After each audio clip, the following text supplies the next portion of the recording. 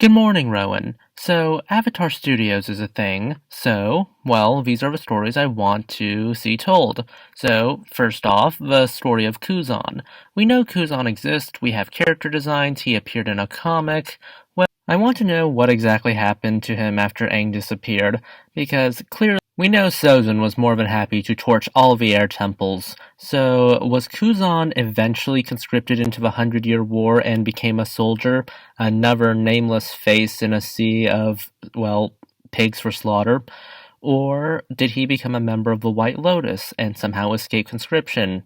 It would be interesting to see him as a Fire Nation soldier personally, because it would be a great tragic tale, a friend of the Avatar becoming evil and dying, or he could become a member of the White Lotus who would be instrumental in the downfall of the Fire Nation at Ba Sing Se when they reconquered it under Iroh's banner. Another story I'd like to see is an Order 66 type story. When Sidious issued Order 66, that was just the first strike against the Jedi. It did not destroy them completely. Same thing here. Just because the Fire Nation attacked the air temples, just like how the 501st Legion stormed the Jedi Temple, it doesn't mean that they were completely and utterly destroyed. We had plenty of Order 66 survivor stories with varying degrees of success, Ahsoka and Cal being the ones who didn't die while Kanan eventually bit the dust, among many other Jedi who also fled the temple or survived the initial order. And we do know that the Fire Nation did set out outposts filled with air nomad relics and artifacts in order to bait the survivors of the genocide in order to properly kill them later. But moving on, Kuvira's reconquest of the Earth Kingdom. I was quite a bit disappointed when Kuvira's conquest really did not get shown. Like, we saw her fight bandits, but really? The Earth Kingdom that big and, well, diverse? Did they not have warlords or other Red Lotus cells? We've seen other Red Lotus members. I don't understand why we couldn't see a massive conquest or Kuvira taking down a local warlord or something like that. I don't know. Maybe it's because I know something about the warlord era of China, but when a nation this big ends up collapsing into political chaos, I sort of expected a lot more in the way of warlords and less in the way of bandits. Okay. So, just, me being petty, returning Song's horse. Seriously, nice people. Nice people. Zuko still stole their ostrich horse.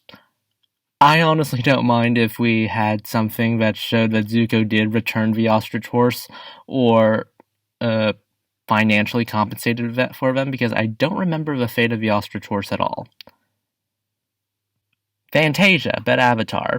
This honestly would probably be at the top of my list, but I don't have this in any particular order.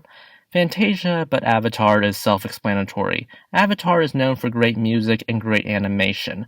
So this idea that we can just have Fantasia and do that, one, might inspire Disney to make more Fantasias, which is part of the whole reason I want a Fantasia-style thing, and two, it would showcase a tremendous amount of talent in animation. Also, Fantasia's amazing. The next story could be a smaller scale, probably belongs in a comic, but then again, you could argue everything on this list belongs in a comic. Air Acolytes versus the new Airbenders. So, as far as we know, the Air Acolytes were the Air Nation. It's not the bending that makes the nation, it's the culture and the people. And the Air Acolytes, they were, for a long time, over 70 years in fact, the Air Nation. Sure, there's Tenzin and his kids, and Aang before him, but as far as they're concerned with cultural ties, they are the legitimate successors to the Air Nation. I'm surprised we didn't have this change controversy between the Air Acolytes and the new Airbenders, because just because you can bend air does not mean you can have anything to deal with their culture, especially since cultures are dynamic. I think the only time the Air Acolyte Airbender thing was actually brought up was with a character named Otaku, and yes, that's the joke. Next story, Reconnecting with Past Lives. Yeah, I think I speak for a lot of the fandom when I say I did not like Unalaq as a villain, and I did not like him as Unavatu. I found Unavatu something I could reasonably turn my brain off of, like I did with Aang and Koizilla, but the fact that it was Unalaq, who is the most boring villain in the entire franchise, and that is saying something because one-off villains are more memorable than him. I just can't. And the fact that he's the one that destroys all the past lives just infuriates me to the point that I don't even want to get into that. So, what better way for him to be insulted than if Korra reconnected to all the past lives? And it doesn't even really need to be Korra, it could be the next Avatar.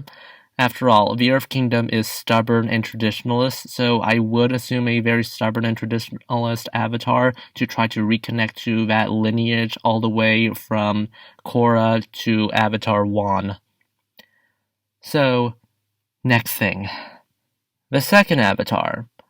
Okay, we saw the first, let's see the second. This is mostly a comedy thing because I just find it very hilarious that the next Airbender avatar right after Wan would just end up trying to shoot air and ends up blasting fire and is very confused. It would be a nice way to see how the avatar is connected to all these temples and how whenever Aang entered the avatar state initially in the Seven Air Temple episode, the statues suddenly started glowing. So we could see a proto version of this legacy, but I'm not putting too much stock into that.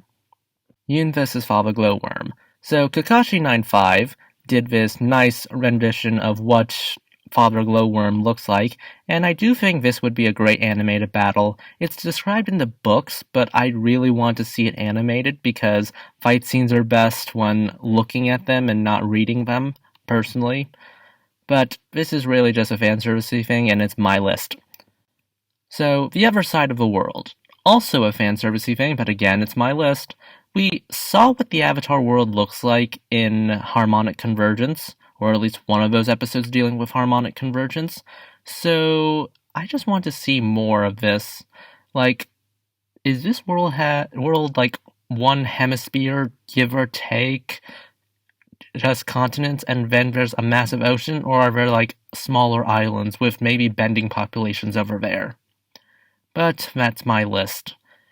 Goodbye, Rowan, and I'll see you next week.